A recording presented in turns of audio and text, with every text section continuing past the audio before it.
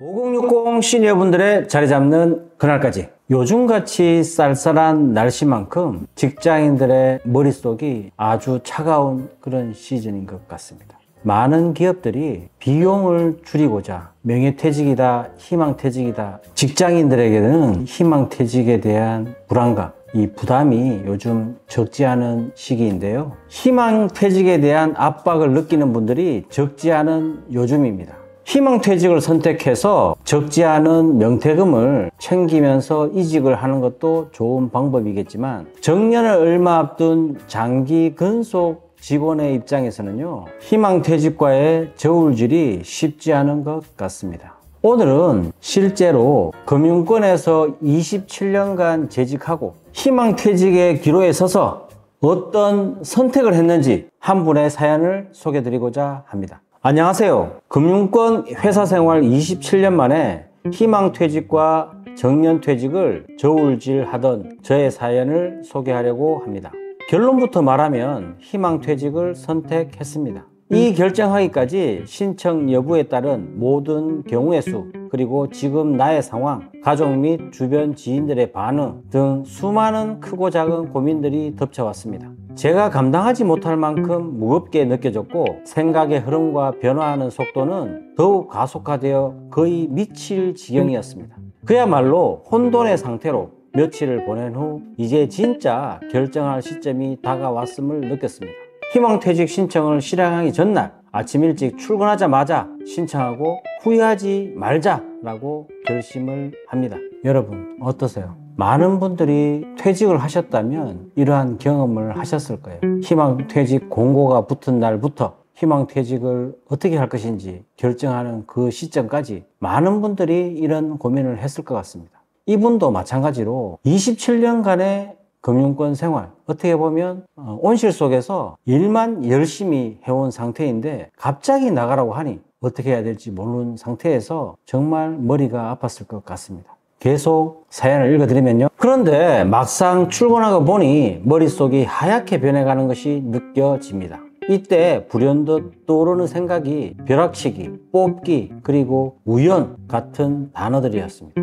지금까지 나를 괴롭혀온 모든 고민과 짐들을 버리고 앞으로 중요한 것들을 노트에 적어보았습니다. 건강, 경제력, 사회적 지위와 명예, 자아실현, 이렇게 4개의 키워드로 압축되었습니다. 자, 여기서 현재 가장 중요한 것 하나를 우선순위로 정해보자. 저의 생각은 건강이었습니다.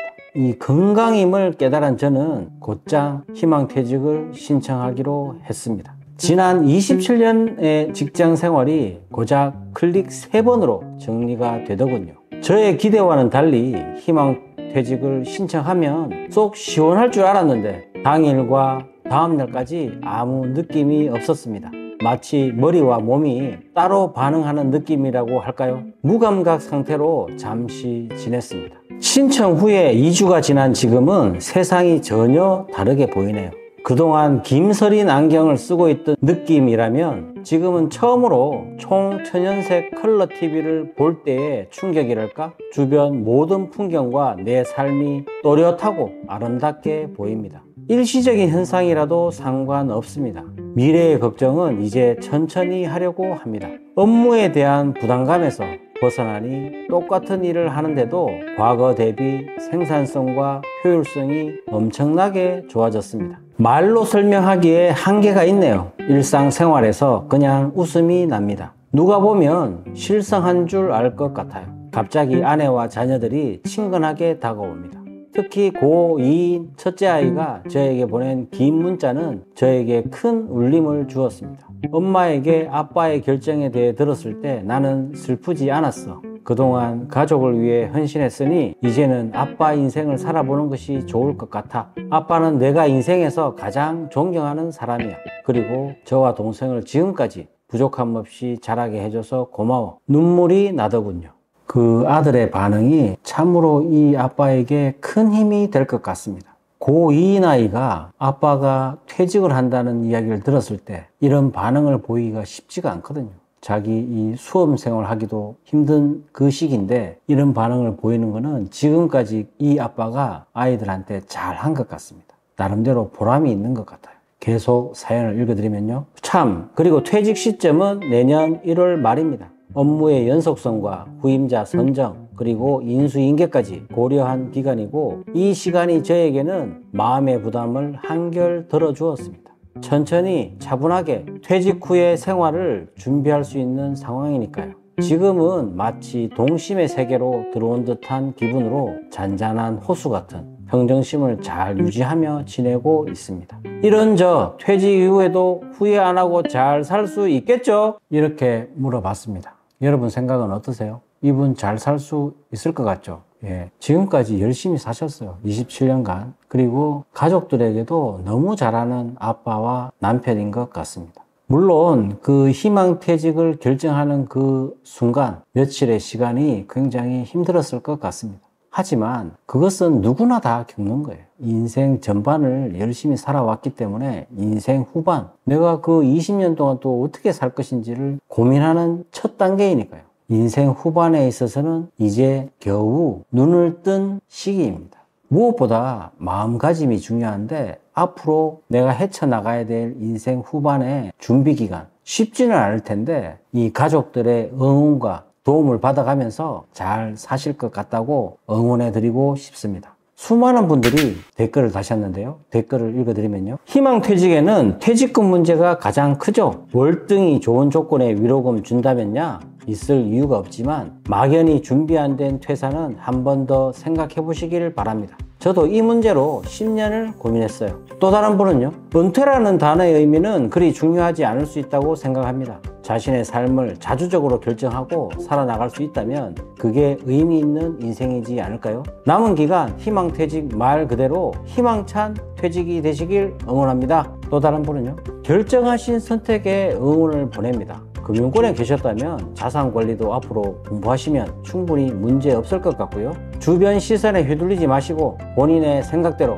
가족과 함께 굳건히 걸어나시길 응원합니다. 또 다른 분은요. 이제 곧 다가올 제 모습도 보이는 듯 합니다. 걱정이 없을 수는 없지만 잘 안 될 것도 없다는 마음으로요. 작년 임금 피크제에 들어갔고 이번 주나 다음 주 조기 퇴직계를 내려고 합니다. 1월 말 기점으로 일단 집안생활 스타트네요. 또 다른 분은요. 저도 나이는 더 어리지만 공황장애까지 경험하며 근무하다 금융권 희망퇴직 했었습니다. 근무하며 사직의사를 2번이나 내뱉었다가 거두었더랬죠.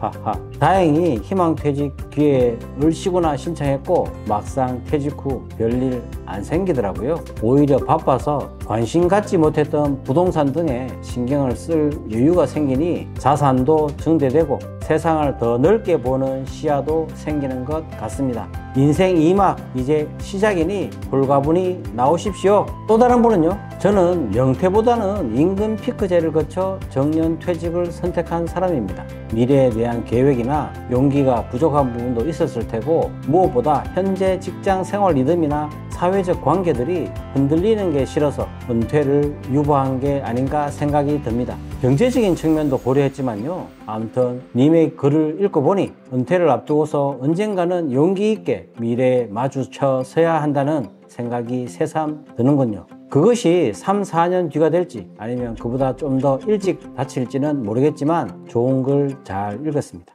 여러분, 많은 분들이 이 사연자분에 대한 응원의 댓글을 달아주셨는데 케이스 바이 케이스인 것 같습니다. 내가 좀 더 좋은 직장으로 이직을 할 수 있는 기회가 생긴다면 이 희망퇴직, 특히 이 많은 명퇴금은요 충분한 도움이 되는 것이고, 근데 지금까지 일만 열심히 했다, 아무 준비가 되어 있지 않다, 그러면은 좀 더 버티는 게 답이라고 늘 말씀드렸습니다. 희망퇴직을 고려한다면 이 3가지 질문을 한번 스스로에게 던져보세요. 첫 번째는요, 퇴직 후에 하고 싶은 것이 있습니까?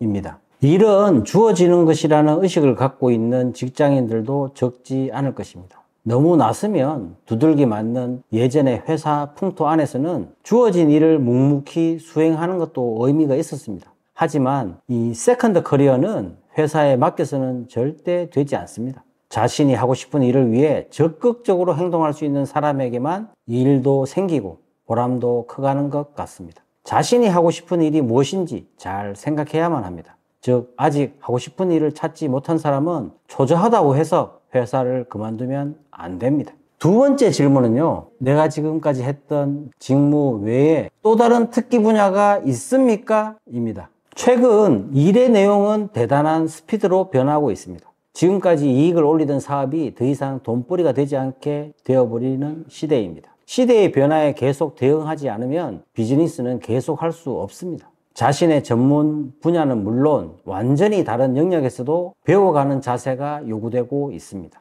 게다가 변화를 즐기는 마인드도 필요하고요. 옛날에는 이랬으니까 라고 하는 구태의연한 방식이 허락되는 것은 절대 아닌 시대입니다. 회사원으로서 자리가 보장되어 있을 때 뿐입니다. 새로운 비즈니스 스타일을 따라가지 못하면 세컨드 커리어에 일이 맡겨질 수가 없습니다. 그 세 번째 질문은요, 내 인생의 후반을 경영할 수 있는 준비와 마인드가 되어 있습니까? 입니다. 자신이 창업을 하든 중소 영세 기업으로 이직하든 간에 이제는 경영에 대한 마인드와 지식이 필요합니다. 대기업에서 자신이 담당하는 부분에 대한 지식만 있으면 일을 할 수 있는 환경과 다르기 때문입니다. 인생 후반은 멀티플레이어가 되셔야 되는 거예요. 그 중에서 경영자의 마인드가 가장 중요한 것 같습니다. 여러분, 희망퇴직, 이것을 선택하냐 마냐, 이것을 결정하기 전에 내 스스로에게 지금까지 말씀드렸던 이 세 가지 질문을 반드시 해보시라고 권해드리고 싶습니다. 이 세 가지 질문에 대한 답변을 여러분들이 원활하게 답할 수 있다면 그래도 명퇴금의 어떤 조건 이런 것들을 따져보시고 받아서 나오시는 것도 괜찮아요. 그렇지 않다면 무조건적으로 버티시는 게 답이다, 이렇게 말씀드리고 싶습니다.